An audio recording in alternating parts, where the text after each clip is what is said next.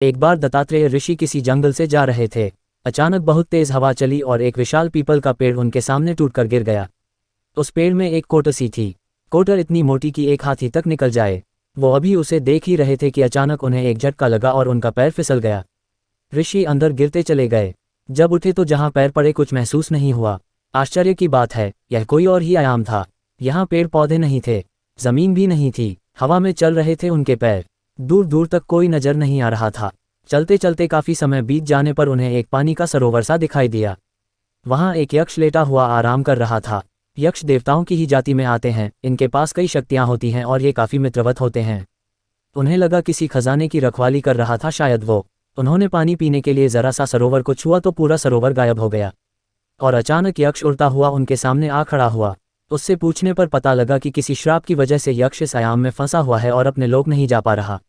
ऋषिवर जो अनेक तंत्र मंत्र के ज्ञाता थे, उन्होंने अंजुलि में थोड़ा जल भरकर कुछ मंत्र फूंका और अपने देवता को याद करके कुछ प्रार्थना की।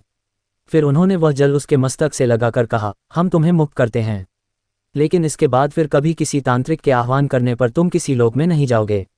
हम तुम्हें जब भी बुलाएंगे तुम्हें आना होगा। यक्ष ने स्वीकार किया और मुक्त हो अपने लोक को लौट गया। यक्ष के जाते ही वहां सब कुछ बदल सा गया और उन्हें किसी गुफा के अंदर होने का सा आभास होने लगा। वो जब बाहर निकले तो और भी कई गुफाएं और चट्टानें थीं। वो शायद उस कोट से किसी तिलिस्म के द्वारा हिमालय की एक गुफा में पहुंच गए थे। हिमालय बहुत ही रहस्यमयी जगह है। कई आयामों के रास्ते खुलते हैं वहां से। हमारे आसपास ऐसी कई दुनिया और आयाम हैं, पर हम अपनी जिंदगी में कमाने खाने में ऐसे फंसे हैं कि और कुछ कभी जान ही नहीं पाएंगे। हमारे वेदों में, ग्रंथों में कई ऐसी विद्याएं हैं जो यदि हम जान लें तो सारे दुख, कष्ट, समस्याएं यूं ही लुप्त हो जाएंगी।